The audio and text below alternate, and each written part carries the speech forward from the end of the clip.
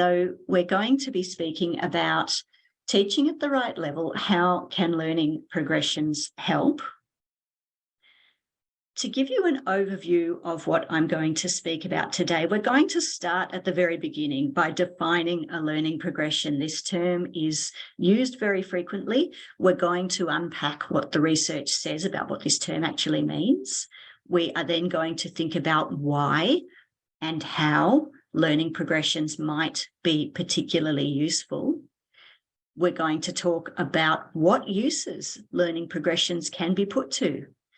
And then finally, in the last part of the presentation, I'll be showing you the features and characteristics of ACER's learning progressions in particular.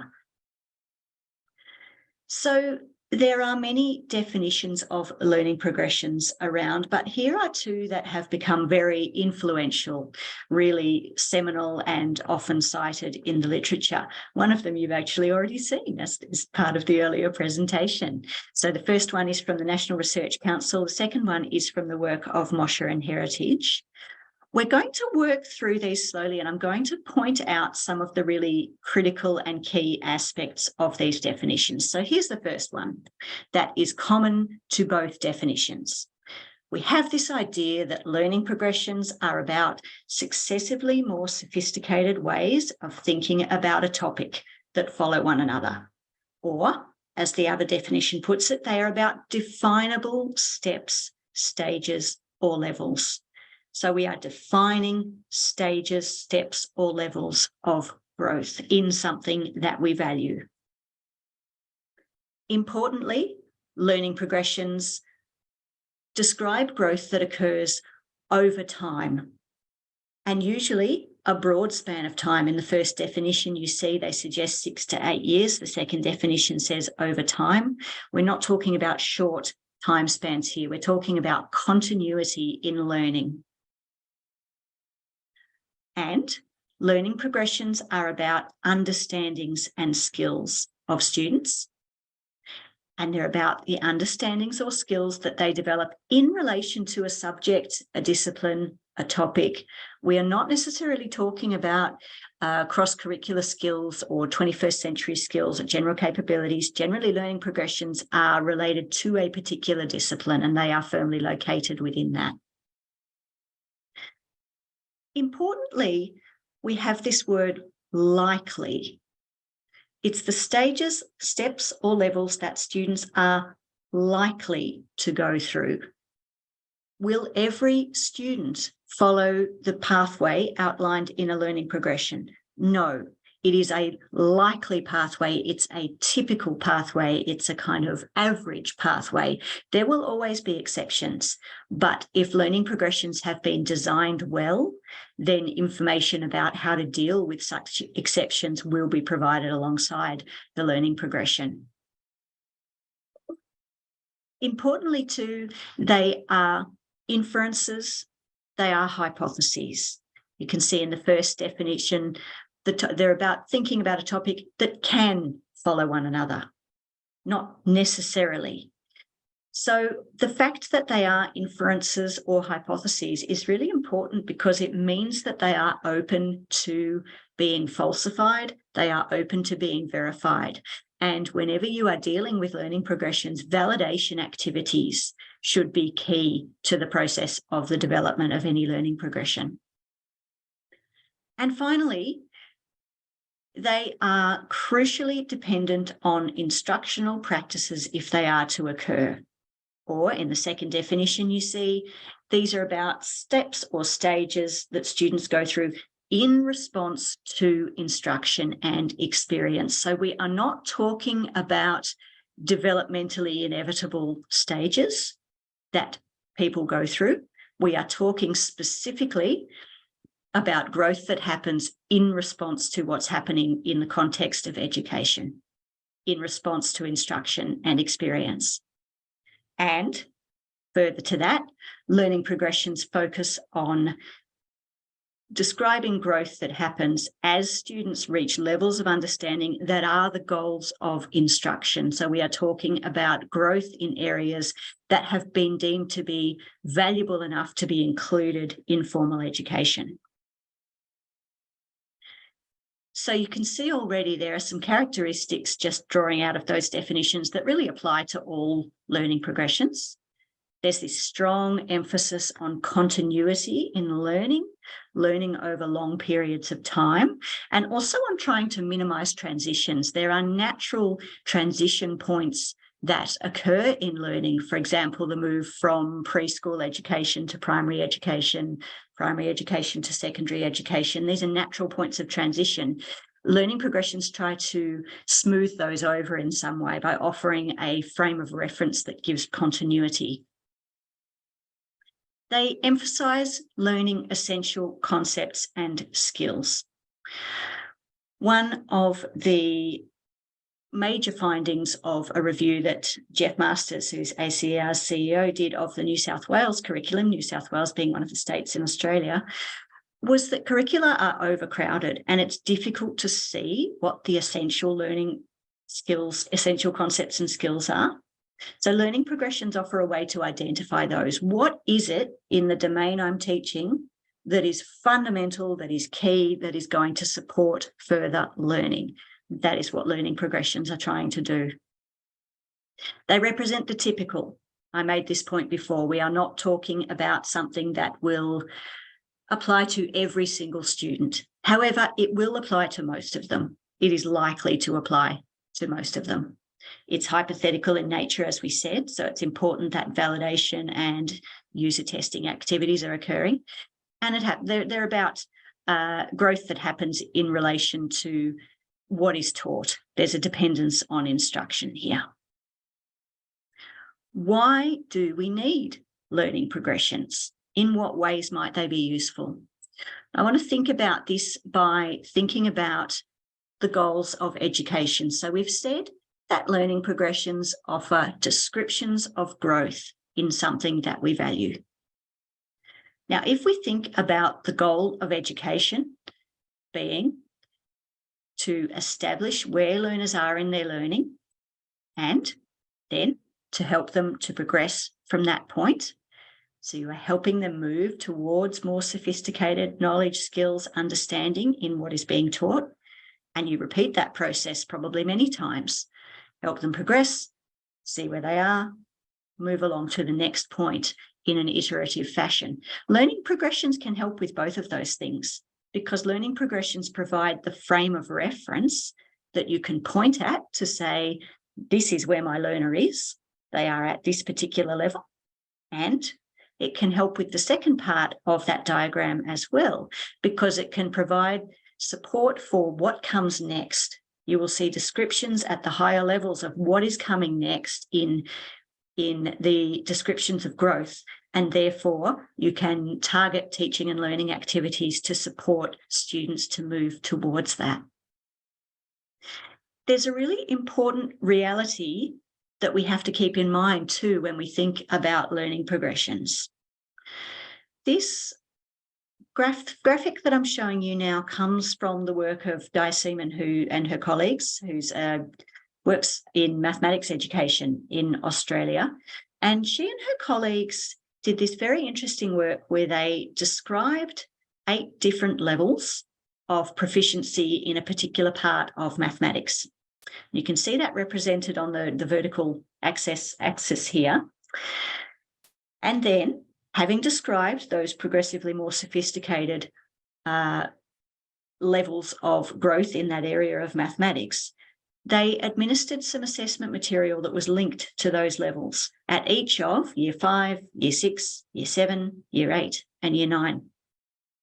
And what's really important to notice here is that in Year 5, you have students at all of Level 1, Level 2, Level 3, Level 4, Level 5, Level 6, Level 7, Level 8. And the same is true for Year 6, the same is true for Year 7, the same is true for Year 8, the same is true for Year 9. Yes, there is a general, you can see there is a general growth. The students down the bottom at Level 1, there are fewer of those by the time you're getting towards Year 9, and slightly more students in the top half of the distribution as you're moving through to Year 9. But it is a reality that in any typical classroom, a vast range in terms of ability will be represented. And I just want to unpack this point a little bit more because I think it's really important to understand the implication of this. Most curricular documents are laid out so that you have grade-based expectations. This is what we expect of Year 5 students. This is what we expect of Year 6 students. And students are assessed, and reporting of those assessments is generally done against those grade-based expectations. Some sort of system, perhaps it's A to E grading. The grading is against whether students have met those grade-based standards. But if we look at what this graphic is telling us, it's telling us that there will be students in any given Year 5 classroom who will not be ready to deal with the content of the Year 5 curriculum. They lack the prerequisite knowledge, and so they will struggle. What is going to happen to that student when they are assessed against grade 5 standards? They're going to get an E. And if you assess them again, say at the end of the year on the grade 5 standards, they may well get an E again. They lack the prerequisite knowledge to meet those standards. However, they may have made excellent progress during that year. They just haven't made it against those grade-based standards. So learning progressions allow us a way to deal with that problem because the frame of reference is not linked to grade. We can say, you were at level 1, now look, you're at level 4. Wonderful. Let's celebrate that growth that has occurred. Yes, maybe you're still not meeting the grade-based standards, but let's acknowledge and make visible the growth that has occurred. At the other end of the scale, you can imagine a student who comes into grade 5 and they have already mastered the content of grade 5. If you assess them at the beginning of the year, they will get an A. They have met the content of the grade 5 curriculum. If you assess them at the end of the year, guess what? Once again, they will get an A because they have already met the content of the grade 5 curriculum. Have they grown? Maybe not. They may have made no progress. So you see, learning progressions offers a way to deal with the range of ability that we find within any given classroom. And this is absolutely typical to see this range. We know this not only from the work of Di Seaman, we see it within an Australian context, we see it in NAPLAN, we see it in PISA data. This is a reality. And I know there are many teachers in the room, and you don't need me to tell you this. This is something you already know. The broad range of ability that you will see within your classroom is something that teachers have to deal with every day, and they have ingenious ways to do that. Learning progressions can be part of supporting that to happen.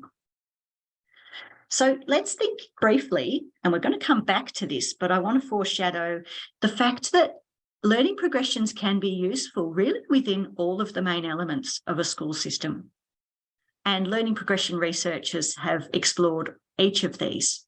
So in terms of curriculum, learning progressions can offer a sense of that is backed by research of what growth in a particular area might look like. It can inform instruction because we can develop instructional activities and materials that are linked to the levels of a learning progression.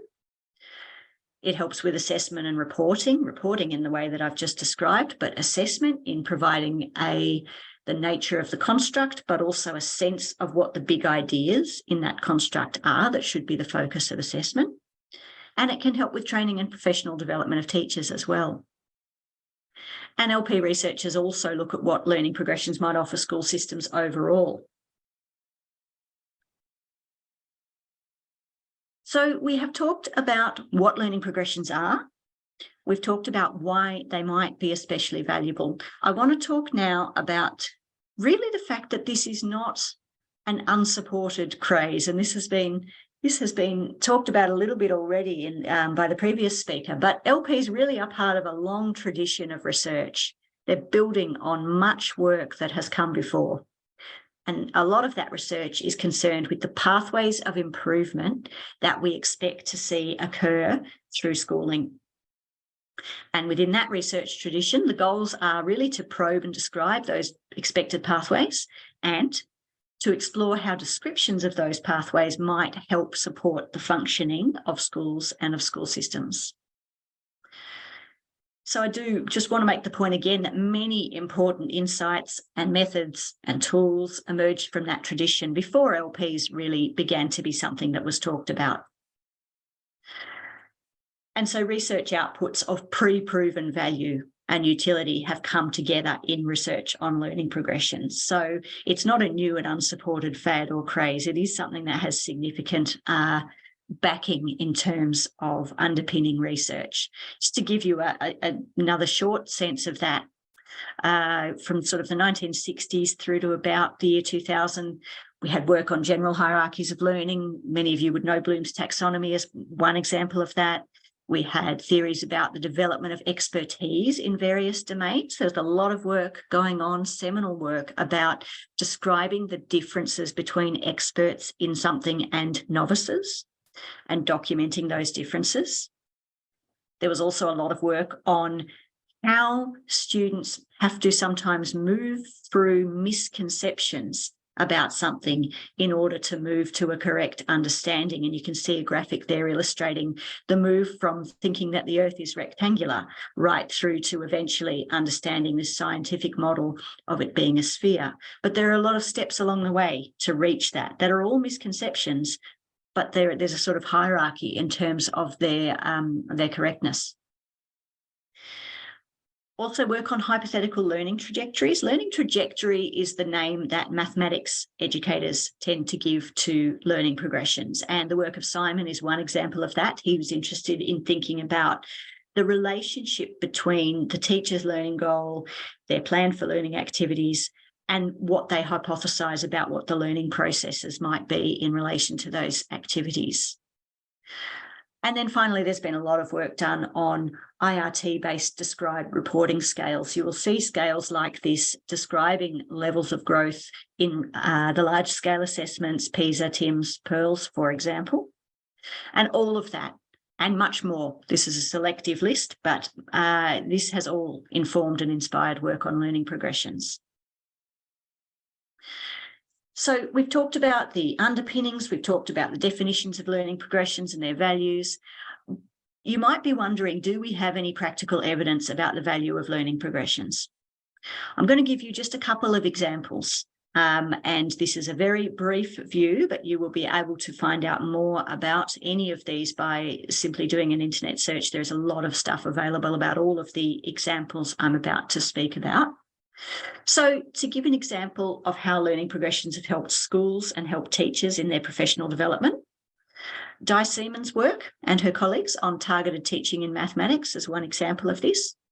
So their process was to first review the research and develop a hypothetical learning trajectory, which is a learning progression for an aspect of mathematical thinking. They then developed rich assessment tasks based on that learning trajectory. They administered those tasks and they used the response data to enrich and refine the learning progression with some number of level descriptions. Then, interestingly, they drafted level-specific teaching advice and implications. So teachers could use the results of the assessment tasks to then be directed towards what they might want to do next in their teaching.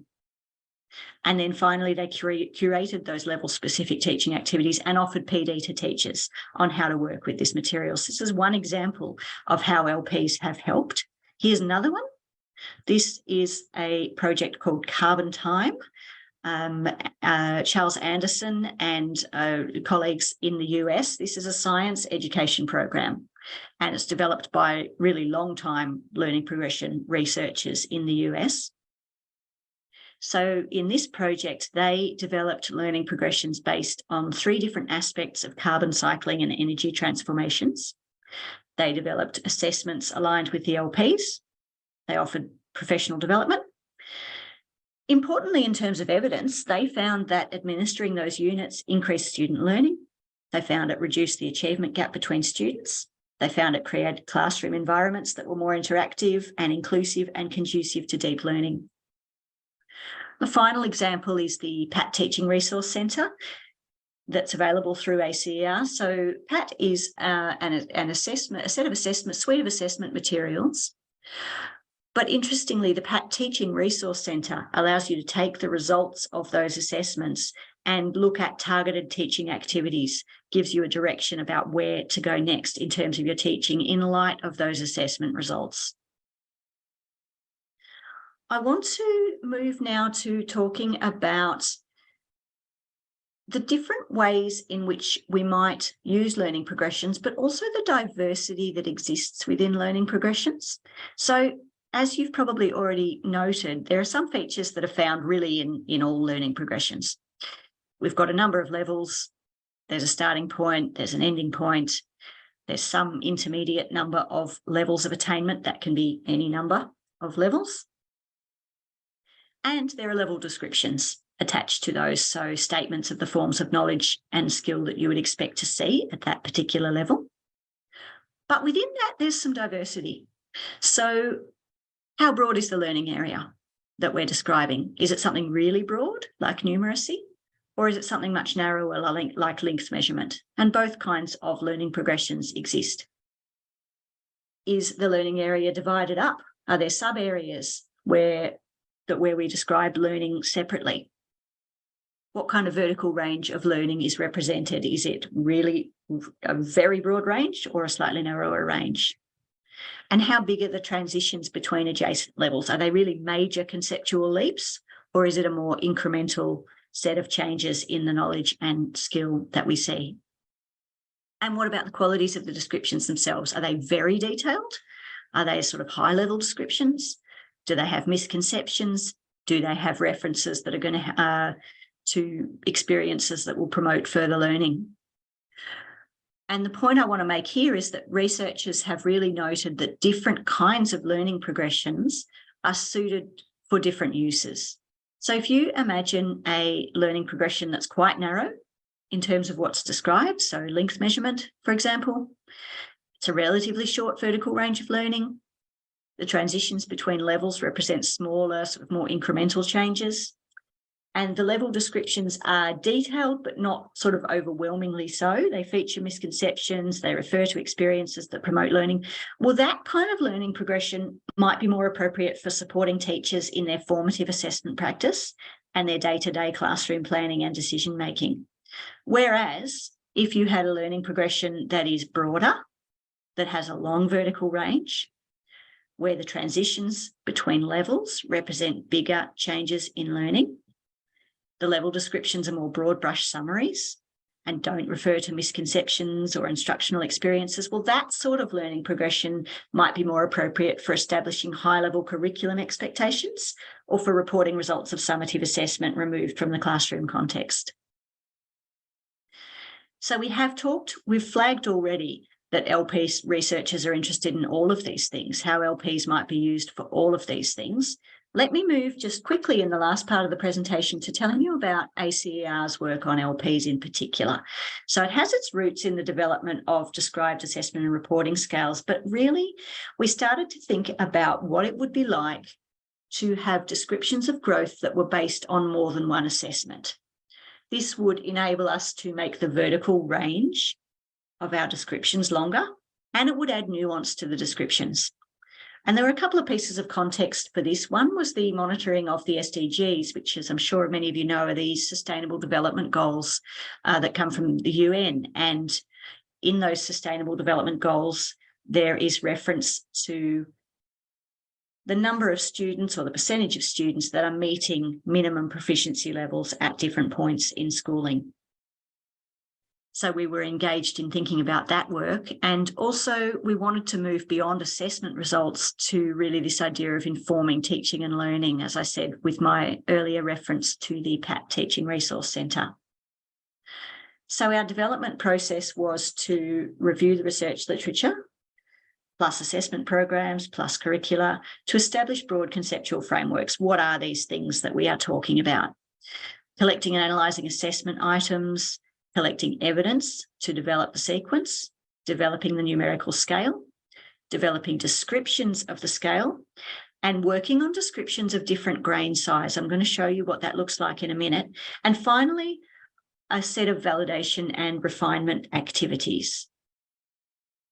So ACER's LPs have both a quantitative, this is the numerical scale aspect, and qualitative aspect, which is the descriptions. They've got a long vertical range, and they have a multi-layer structure, which I will show you just very briefly. So this is the ACER Learning Progression Explorer. I'm going to show you the one for reading. So we start with the domain layer. This tells us about reading, about what it is, about why it's important, and broadly speaking, what growth in reading looks like. If I move to the levels layer, these are broad, high-level descriptions of what it looks like to progress in reading proficiency. Then, if I move to the strands layer, you'll see that this is divided into the essential skills and concepts. So we have descriptions of what it looks like to progress in terms of the ideas of text form and purpose, critical perspectives, interpreting meaning, and also searching. And finally, in the illustrations layer, we've got examples of what it looks like to be operating at a particular level. So you can see sometimes it's a description, sometimes we have videos that show you what it looks like to be working at a particular level. So as we said, there's a numerical scale, and that's it's a quantitative representation of progress. We've divided that into levels. As I just showed you, there are 4 different layers. The domain layer, where we describe what the domain is and why it's of value.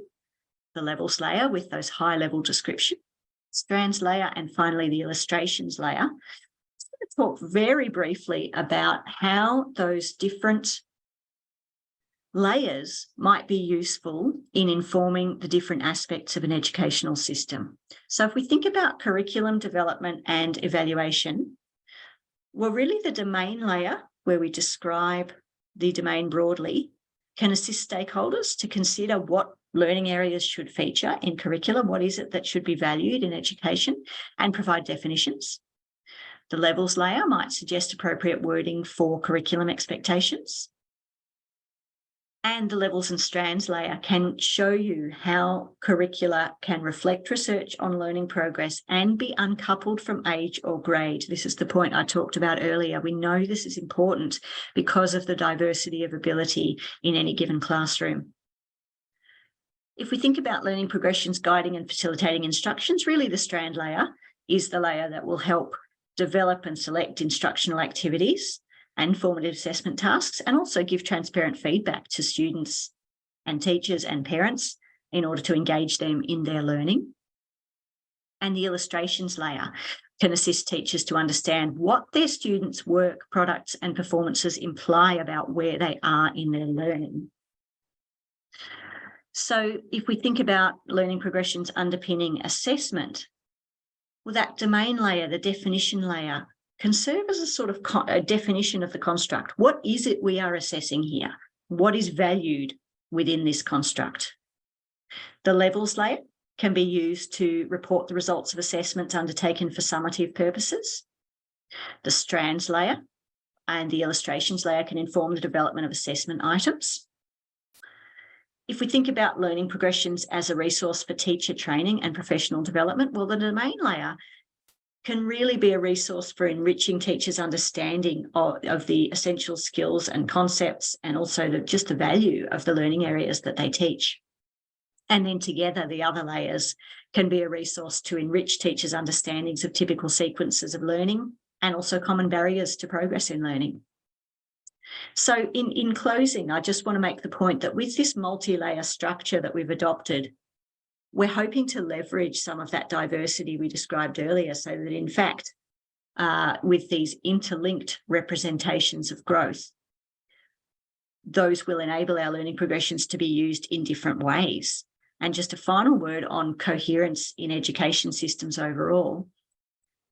If you use a multi-layer learning progression like this one, people working in different elements or stages of an education system can look at the parts of the learning progression structure that are relevant for them. Not every layer will be relevant to everybody, but they'll always know how those parts relate to or connect with the other parts, because the parts all belong to the same structure. So we are using the same terminology, we have the same frame of reference, and that will go a long way towards bringing coherence to education systems.